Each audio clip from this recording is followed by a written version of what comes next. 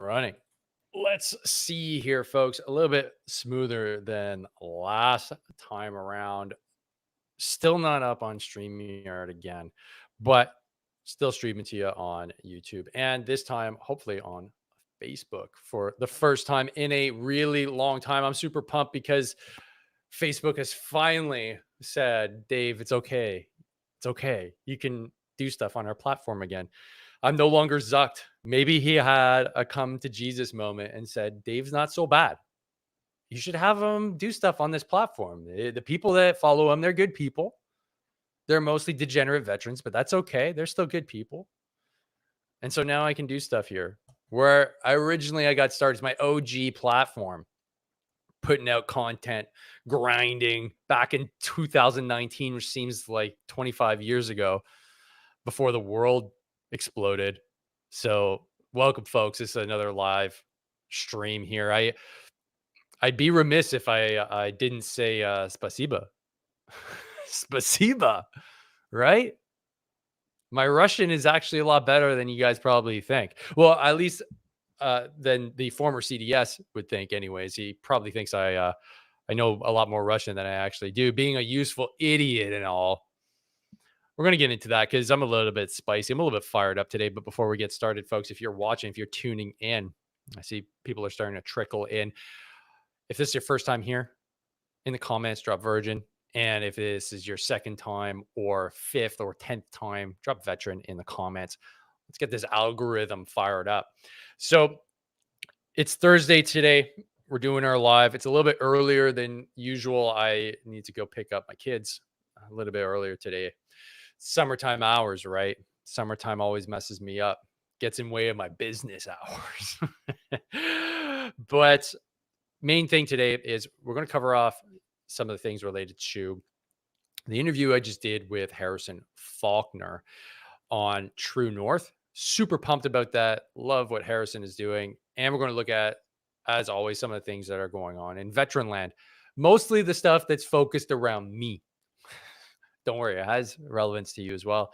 And then we'll also look at what Dallas Alexander's doing and some other events that are going on in veteran land. But before we get started, it's the moment of shill and share. And so what am I shilling and sharing this time around? Well, I wanted to show you a cool new business that I was tuned into. Whoops. I didn't mean to mute my mic. Sorry, folks. So this is a business that sells cold plunges. Entire screen. Oh, this isn't what I want to do. Frig, folks. Give me a second here. I'm going to copy paste this link here. The beauty of doing live streams on a platform you're not used to. All right, here we go. That's one. So it's called Vaten, veteran owned, military aviation veteran owned company. Just tipped off to this because I'm in a coaching community, Mike Bledsoe's coaching community. I'm going to talk more about it later on another episode. But what's cool is that they're getting on the bandwagon with the deep health stuff. So I reached out and said, hey, I'll gladly share what you're up to. They're building the company. They're in the United States, and if you want to give them a look, and you're into cold plunging, which I am. You might want to go give a shout out to Vaten cold plunges as I go through them here. Looks pretty cool. Looks pretty legit. Looks pretty high end, which I like. Mine's super ghetto, by the way. Mine is like a rubber tub that's plastic. That's got plastic supports. It doesn't even fit me. I can't even get my shoulders in. I feel ridiculous. I feel like putting my legs out. Doing it that way cost me like $80. I'm too cheap to get a fancy Vaten cold tank. So good work, guys. Go check these guys out. Link will be in the description if you're listening on audio. And I wanted to move into moment of shill here. So I'm going to show you what the easiest workout plan is in the world. And I'm just going to bring this up here on the screen. So world's easiest workout plan. This is what I'm shilling these days. If you are looking to lose a little bit of weight, you don't know where to start. You're kind of confused. Do I do keto? Forget all that shit. Just go right to this. It's 3 steps. You can see them right here. You can go to the website and you get a little description of like how to initiate it, how to do it. If you want to learn more, all you need to do is head to the community. So I have the Veterans Getting Fit AF community that is moving and grooving right now. And I've actually got a free offer on the table, but you got to act pretty fast. So if you want to join the community, you just need to hit the join the community button. And I want to get you in here. Mucho rapido, pronto. I'd say it in Russian if I knew what it was in Russian, but alas, I'm not as big of a useful idiot as I think I am. So you're going to want to hop in here if you want to get a better grip of your health, start dialing in nutrition, get a little bit stronger, just learn more things because you likely don't know what you don't know. I don't know what I don't know, but that's why I have the group. I'm probably about 1% further along than you are, but I bring in all kinds of interesting folks to chat about the things that they're specialists in. And we're going to have a specialist on toxic exposure coming in soon. James Rogers, who's a lifting coach, he's going to come in too if you want to work on strength. All my courses are there. I'm trying to democratize fitness, guys. I'm trying to make it so that money isn't an issue. I want to get 100,000 veterans down 2 million pounds, and that isn't going to come just by wishing it. I'm going to actually have to get out there and make that happen. And you guys can help by getting into the group and sharing it widely with your friends. Next thing I want to go over is what's going on in Twitterverse. So I mentioned that the title of this was me being a useful idiot. And I don't take offense to that. It's fine. It's fine. If you want to call me a useful idiot, the chief of defense staff wants to call me and all the mill memers out there useful idiots without any proof whatsoever.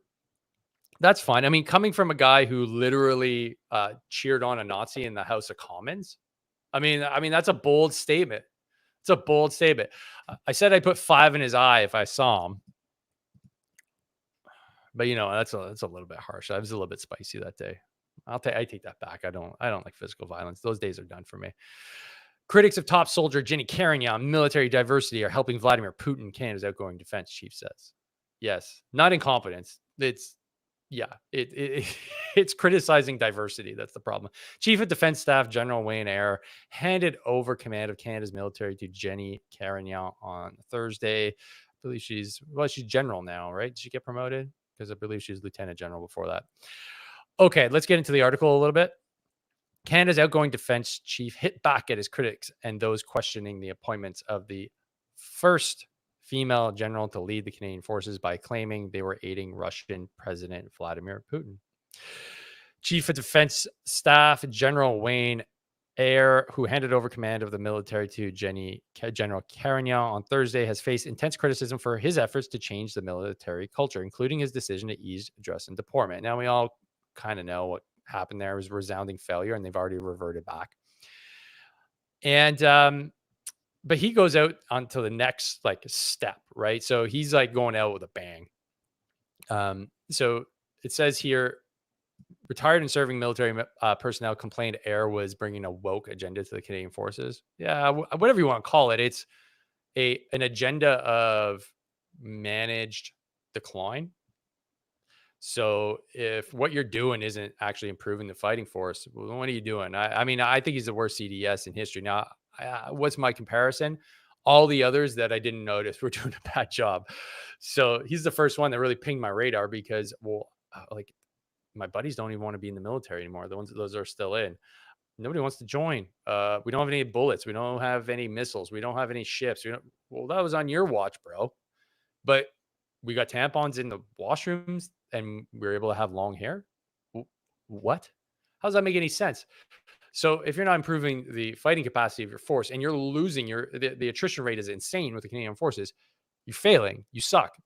And everybody can see that, but you keep on applauding and pretending like that's not the issue. It's like we're not socially aware enough yet. That's the problem. And that seems to be the line that they're using. And we saw it during COVID, oh, you didn't get enough shots. You have to get more. That's what's going to make you immune to COVID, right? Well, hold on a sec. That reasoning is so backwards. It's a sunk cost fallacy, essentially. If this hasn't worked because we haven't put enough in, let's put more in. And in this case, let's put more woke into the agenda to make the military even better. And we know that's not working. The numbers don't lie. Numbers tell you what's going on. So in his change of command speech Thursday, Ayer pointed out to the criticism of the military as well as Carignan had faced. But he claimed those questioning diversity policies and the future direction of the Canadian Armed Forces was helping Russians undermine Canada. I love how they just go right into this Russian thing. I love how they go into this. Right, their backs are against the wall. Guys are like, "Hey, what the hell's going on? Why is this not working? Why don't we have any ships?" It's the Russians, bro. It's because the Russians. Obviously, it's not our incompetence. It's the Russians. Our own institution is being targeted every day as we see pro-Kremlin trolls tailoring their insidious propaganda to cause maximum harm. In many cases, with fabricated personal attacks, Ayer said. General Carignan, you have already seen this. Even if they don't see themselves consciously aligned with hostile states, their ends are the same. They are Putin's useful idiots. Spasiba. This is a real issue that lures those who would drag us into culture wars. You dragged us into the culture war, you ding dong. It wasn't us. I didn't even know what a culture war was. You did this. You followed along with all of this nonsense. And now you have the audacity to sit here and say that it's the Russians and useful idiots because we're criticizing your policies. That's the problem. The guy who clapped for a Nazi in the House of Commons. That's the guy that's saying this right now.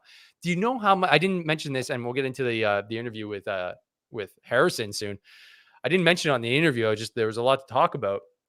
But when talking about being a useful idiot, the amount of propaganda that came out of that incident where there was a literal Nazi applauded in the Canadian House of Commons, that provided years worth of propaganda for the Russians. Years worth of propaganda. More than I could ever.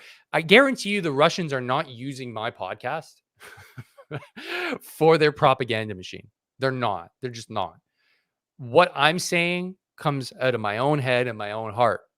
And so am I really contributing to this disinformation campaign?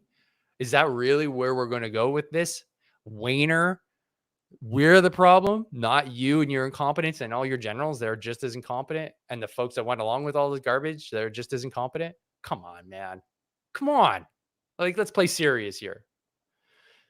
Well, that brings me to the interview I did with my friend, my new friend, Harrison. I love this guy. You know why I like this guy? So here we go. He actually gives a shit about what veterans have to say. Very few news agencies. Now, when there was the fall of Kabul, every news agency wanted to get a veteran on, right? Support the troops. Support the troops. But when there's topics that are a little bit, this deals with a woman. Are you criticizing her because she's a woman? It's easy to throw that out there, right? It's easy to throw out the fact that, well, the only reason why she's getting all this criticism is because she's a woman. That is such bullshit. No, I go hard at Wayner all the time. So I shouldn't go hard at Jennie Carignan because she's a woman. I thought we were talking about equality here. Am I wrong? Let me know in the comments. Like, am I a misogynist because I am going to treat Jennie Carignan different because she's a woman? I have to go easier on her. Is that right? Is that fair? Is that equality? Is that equity? Is that what we're talking about? Equity? Don't treat the women the same as the men. Treat them.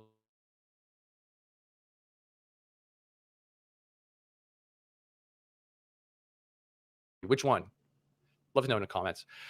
If you guys caught the interview, let me know. But saw it. If not, hey, head to Harrison Faulkner's X page or head over to YouTube. Last time I checked, it was at 20-something thousand views. Pretty pumped about that. It was a long form interview too. It was almost a half hour long. So I got to go over a lot of really interesting topics. I'll just give you a little excerpt here and we'll go back to the beginning. Joining us now on the Faulkner Show is the host of the Hard to Kill podcast and a 15-year veteran of the Canadian Armed Forces, Dave Morrow. In 2010, Morrow deployed to Afghanistan with the Vandu Battle Group. Dave, thank you so much for joining us on the show. Hey, it's my pleasure, Harrison. So just to get into it, take us through the reaction from the veteran community and the active service community, those that you're speaking with. What was the reaction like when the news broke that Lieutenant General Jennie Carignan was appointed for this incredibly important role? Well, I mean, my circle's relatively large, both the ones that are literally next to me and the ones that are at a distance online. The general sentiment is not great, I'll be honest. And that focuses around the rumors that exist that she didn't perform very well in Iraq. Now, these rumors have been floating around for a while. So overall, I mean, I don't know about her military record all that much. However, this rumor seems to be tarnishing the reputation before she even got into the position. And having hosted other people on the podcast that have made comments about her record and her comments, it leaves a lot of open-ended questions. And like we say in the military, rumint is probably the best source of intelligence out there, and that's rumor intelligence. And that seems to be circulating quite a bit around her tenure in the Canadian Forces. So these are, of course, rumors, but we want to give our audience an insight into what exactly those rumors are. Of course, we don't have evidence, and as you say, it's based on rumor intelligence. But when you talk about these rumors circulating around her leadership, can you explain in more detail what members are saying? Well, I mean, not to pull any punches, but she cut and run while she was in charge of the mission in Iraq. So obviously, I'm not there, but I've chatted with the folks that were there. They've said that this happened. So the official response, you'll see it in a second, is that this is hearsay and lies, and we shouldn't be talking about this. Okay, well, I mean, for me, I think Canadians should know if the leader of their military cuts and runs when there's incoming fire. I think it's kind of important. If you worked at some corporation, and yeah, who cares? Who cares? But the leader of the military, when there's a military action happening and you're getting incoming fire, probably shouldn't behave in a way that would be conducive to thinking that they were a coward. I'm just throwing that out there. It's the rumor.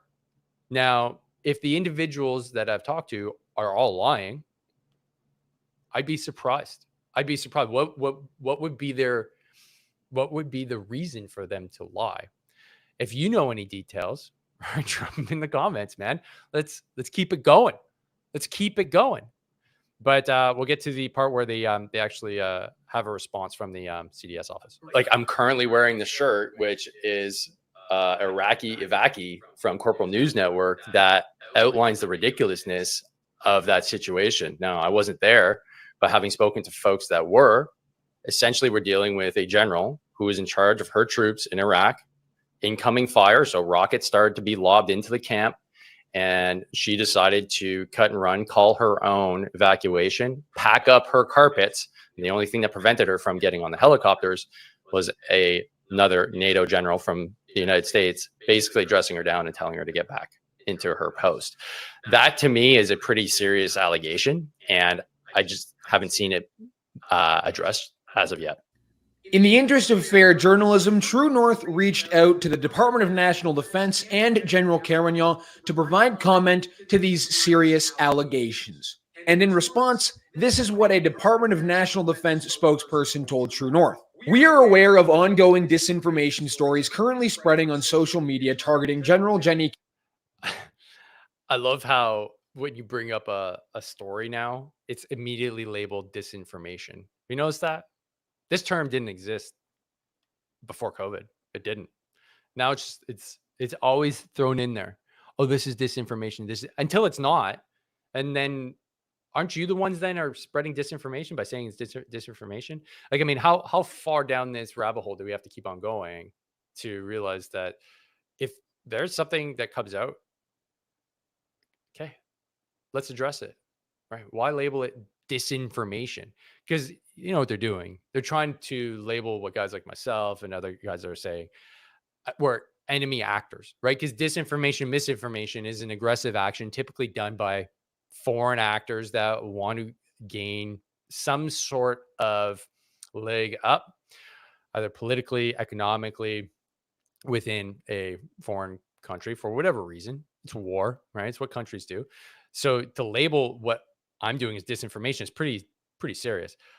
So what do you guys think? Is this disinformation? Like, if I say something that's a rumor, I mean, is that disinformation? I heard it. It's not like I'm making it up. Is that disinformation? Am I actively going out of the way to tell lies? Is that what I'm doing here? Curious to know what you would think in the Carignan comments. and her deployment to Iraq. To set the record straight, these claims are entirely false, baseless, and unfounded, with no credible evidence or reliable sources to support these false allegations. They are aimed at undermining our organization and our mission. So, yeah. So again, accusations that somehow, somehow I'm working with the Russians, the scary Russians.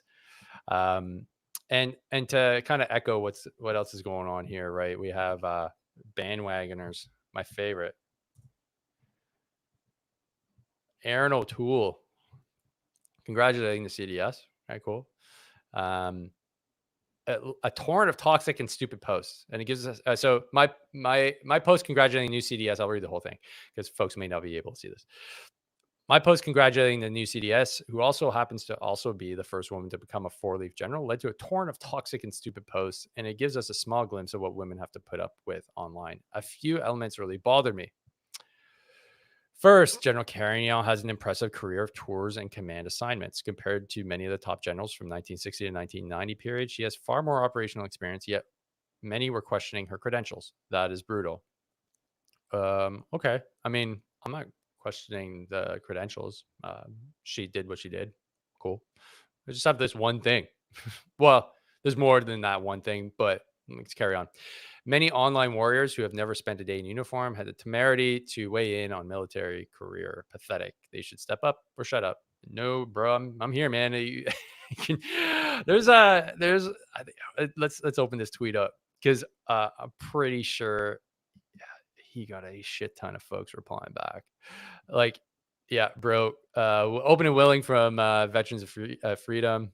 Calf's in bad shape. The last thing we knew is group. So this is the post that really kind of irked me.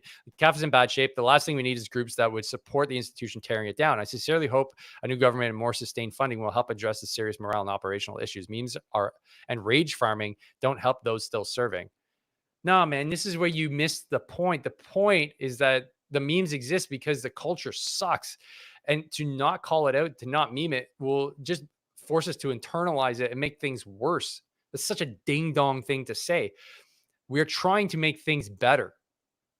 I can't express that enough. I actually love the Canadian Armed Forces. I love Canada, but I can't stand seeing the way it is right now. So the only way I can affect it in a small way is to A, shit post, B, expose the little things that need to be exposed when they need to be exposed. Because I learned something when I was in the forces called never pass a fault. I'm not in the forces anymore. I can't do anything about it. But if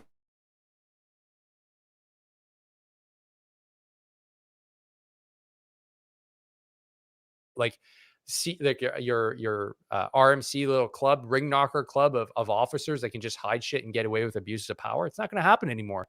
We see you haven't changed with the battle space. You're out to lunch. We're 15 steps ahead. We know things before the commanders do.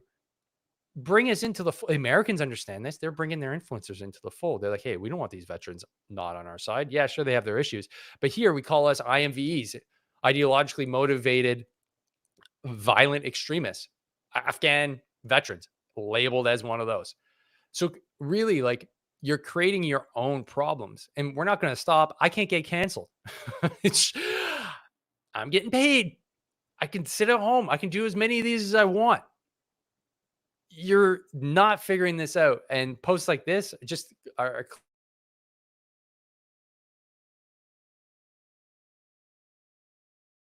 in bed with these people that are status quo folks, mediocre status quo folks.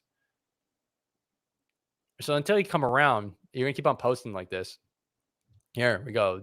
Stephen Jeffries. Well, Aaron, I use my real name, retired major, served 22 years. Maybe if you tried talking to some of the troops, you would know that when in Iraq, she tried to evac prior to her troops when the base was under attack. You do remember that that's a big no-no, right? So for the majority, let's see what else. He's got some good posts. second post. For a majority of veterans, it has to do squat with the fact that she's female solely based on her paper experience. Yes, she's more than qualified for the job of a CDS. It's a question of what she actually did during those jobs. Plus, it's a question of her being a champion of DEI, social justice warfare, and critical race theory. Carrying on, which the troops absolutely detest. I quite literally spoke to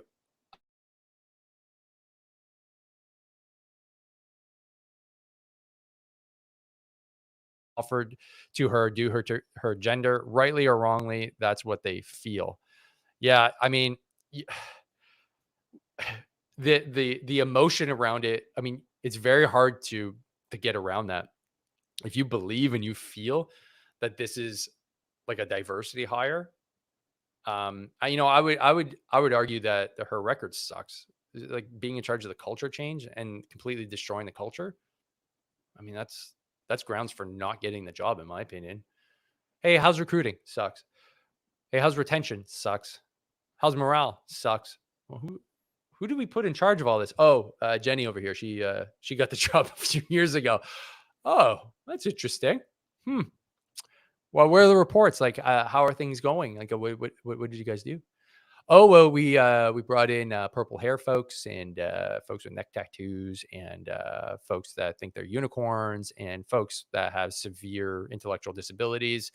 We wanted to make sure that nobody felt excluded by having like a uniform, so we kind of changed that. Yeah. Oh, and there's tampons in the bathrooms for men. We got that done too. Oh, interesting. But what did the troops actually want? Well, they didn't want any of that, actually. They wanted to know what their mission was and what it is to be a warfighter. Oh, okay. All right. Well, you know what? Sounds like you're qualified. sounds like you got the job. Sounds like you're exactly who we want to be chief of defense staff. So I think that's what's going on here. But what do I know? And just hit the comments here, Jay McKay. Yeah, I heard the same rumor. I mean, like, yeah, we all did, and like now it's like out in the open, right? So, it's there, man. And I mean, they vehemently protested against it in an official statement. I just can't wait to have the folks on there actually there and chat about it on the pod.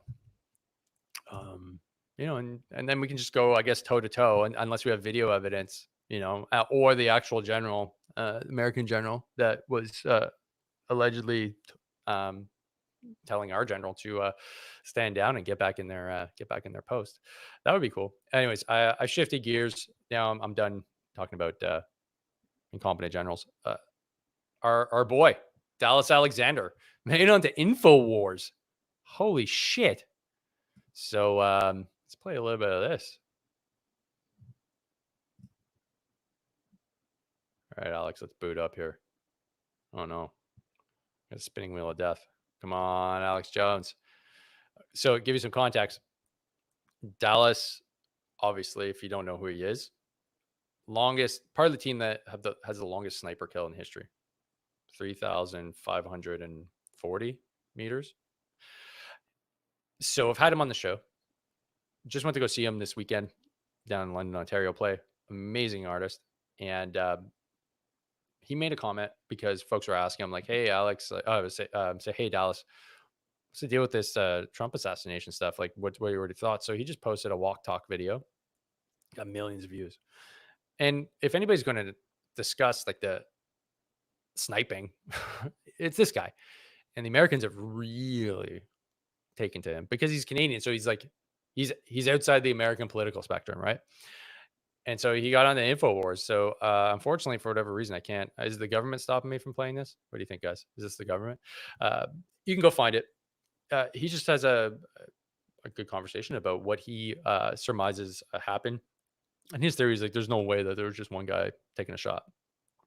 It just doesn't make sense. So, I mean, we're watching in real time a conspiracy unfold in front of our eyes. I wasn't around for Kennedy, so although it's very interesting to me, it's super interesting.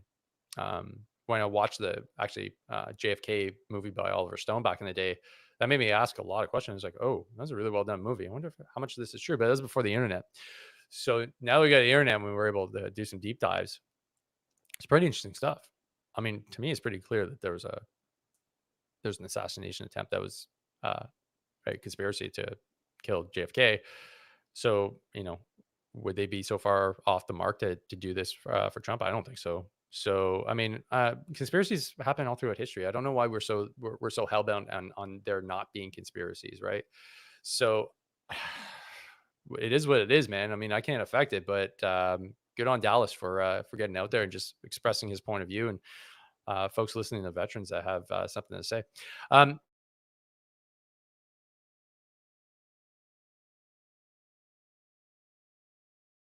The VA event, the Veterans and Everyday Heroes event, which was freaking awesome. So shout out to Andy for putting on an awesome event. We'll play some music here from Dallas.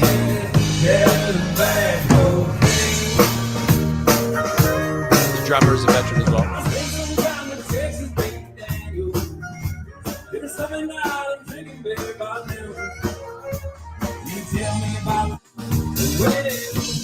So Dallas was definitely a highlight. A lot of veteran vendors there as well. Corporal for Life, Mad Hatter Industries, Concussion Legacy Foundation. Like, there's a ton of folks there.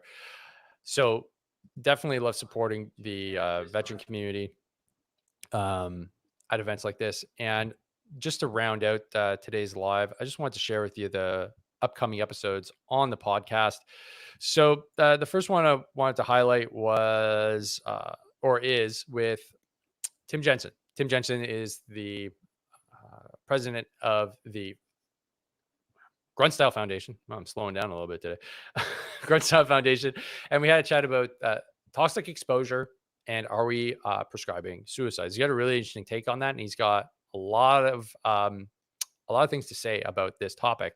So I'll just give you a little teaser into this episode that is going to be dropping on Saturday on YouTube. You can catch it now. If you I will attract my first client. If you follow my podcast, I will attract a high ticket. Let me mute that. And let's get this started here.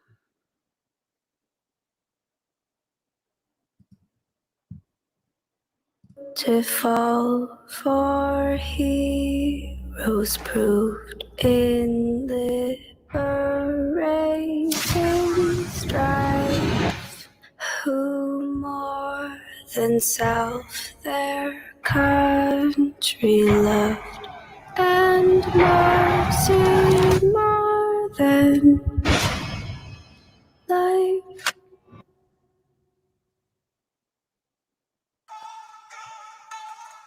This is a really important subject for me.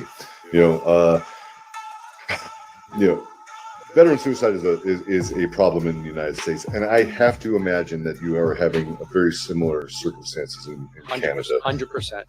One of the largest problems within our community is the overprescribing of SSRIs and other psychotropics within the combat community. Brown University just released a report last year that said over 30,177 veterans have taken their lives over the last 20, right, striking the line from 2001 to 2021.